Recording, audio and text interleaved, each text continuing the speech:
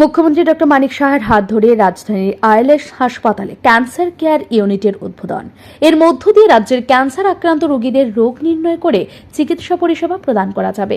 শুক্রবার এক অনুষ্ঠানের মধ্য দিয়ে আইএলএস হাসপাতালে এই পরিষেবা চালু করা হয়েছে।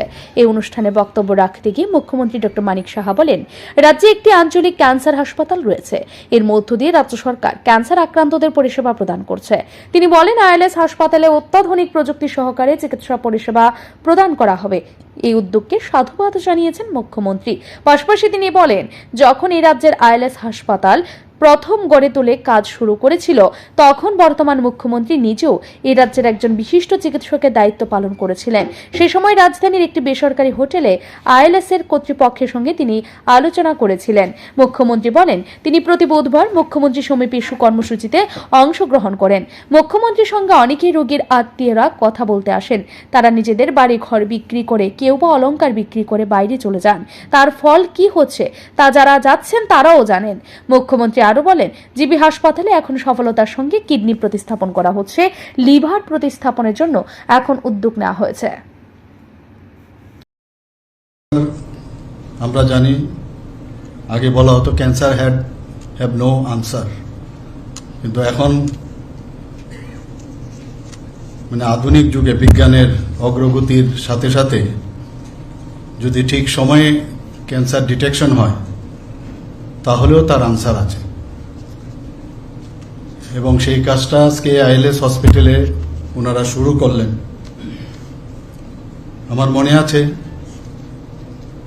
ডক্টর ওম তাতিয়া, ম্যাডাম ডক্টর ওম তাতিয়া যখন আইএলএস হসপিটাল ঠিক শুরু হওয়ার প্রাক্কালে আমিও সেই টিমে ছিলাম। ত্রিপুরা রাজ্যের অনেক যারা সিনিয়র ডক্টরস, উনি চেয়েছিলেন আমাদের সাথে বসতে। এখন যেখানে পোলো টাওয়ার্স আছে সেখানে রাজর্ষি হোটেল ছিল। I don't know whether he could remember or not. So we set together. সেখানে উনি সাজেশন চেয়েছিলেন। I was also one of the members of the team. তো আমি ওনাকে কিছু সাজেশন দিলাম। আমার অন্যান্য যারা সিনিয়র কলিগ ছিল ওনারও অনেক সাজেশন দিলেন ওনাদেরকে। আমরা আমাদের মতো কথা বলেছি। আমি ওনাকে ধন্যবাদ দেব যে মাঝে মাঝে আমরা বলি একজনে কিছু করা সম্ভব নয়, আবার একজন যদি চেষ্টা করে একজন ইনস্টিটিউট হিসাবে একটা ইনস্টিটিউশনও হয়, সেটা কিন্তু ডক্টর তাতিয়া কিন্তু সেটা দেখিয়ে দিয়েছেন। এবং আজকে আইএলএস হসপিটালে আমার এই কারণে আরো ভালো লাগলো। মুখ্যমন্ত্রী ডক্টর মানিক সাহা বলেন, আইএলএস হাসপাতাল এখন আরো বড় পরিসরে সেজে উঠেছে। এই হাসপাতালে এখন নার্সিং এর ক্লাস হচ্ছে। এর সঙ্গে রয়েছে বিভিন্ন বিভাগও। এর পাশাপাশি এখানে রাজ্যের বহু ছেলে মেয়ের কাজের সংস্থান করা হয়েছে। মুখ্যমন্ত্রী তথ্য দিয়ে বলেন, বিশ্বের সব দেশেই ক্যান্সার রোগীর সংখ্যা ক্রমাগত বেড়ে চলেছে। আমাদের দেশে প্রতিদিন 1300 জন মানুষ ক্যান্সার আক্রান্ত হচ্ছেন। ত্রিপুরাতেও এই সংখ্যা লাফিয়ে বাড়ছে। এর জন্য মুখ্যমন্ত্রী ডক্টর মানিক সাহা রাজ্যে সর্বত্র সচেতনতামূলক কর্মসূচি গ্রহণ করার পরামর্শ দিয়েছেন আইএলএস কর্তৃপক্ষকে। অনুষ্ঠানে উপস্থিত ছিলেন আইএলএস হাসপাতালে কর্ণধার ডক্টর ওম তাতিয়া, ওনার স্ত্রী এবং পুত্র। সেই সঙ্গে উপস্থিত ছিলেন স্বাস্থ্য সচিব কিরণ গিত্তে প্রমুখ। পেশেন্টের কি ক্যান্সার পেশেন্টের যে সাফারিং, সেটা যারা ক্যান্সার আক্রান্ত এবং তাদের ফ্যামিলি তারাই একমাত্র বুঝতে পারে। এবং দেখা গেছে সারা পৃথিবীতে যে ডেডলি যে এখন মৃত্যু সেকেন্ড হাইয়েস্ট এই ক্যান্সারের কারণে দ্বিতীয় স্থানে এখানে এসছে। আমাদের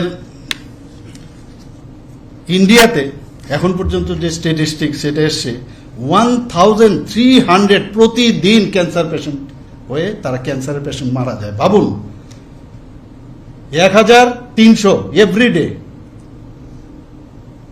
এই ক্যান্সারের পেশেন্ট। কাজেই ক্যান্সারের রোগীদের অনেক সময় অবহেলা থাকে, নেগলেক্টিং দেমসেলস।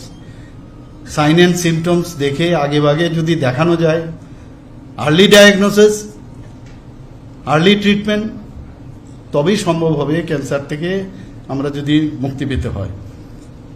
আমরা জানি ক্যান্সারের তো দু ধরনের একটা টিউমার হয়। আমাদের বিভিন্ন যে সেলগুলো আছে, সেলগুলো যখন কন্ট্রোল হয় না, ভগবান এমন এক আমাদের শরীরে সেল টিস্যু দেয় আমাদের শরীরটা তৈরি। আবার এই সেলও যখন আনকন্ট্রোল হয়, এই সেলগুলো যখন তার ডেভেলপ হয় তার থেকে আমাদের এই ক্যান্সার বা বেনাইন টিউমার আর এই ধরনের ক্যান্সার টিউমার।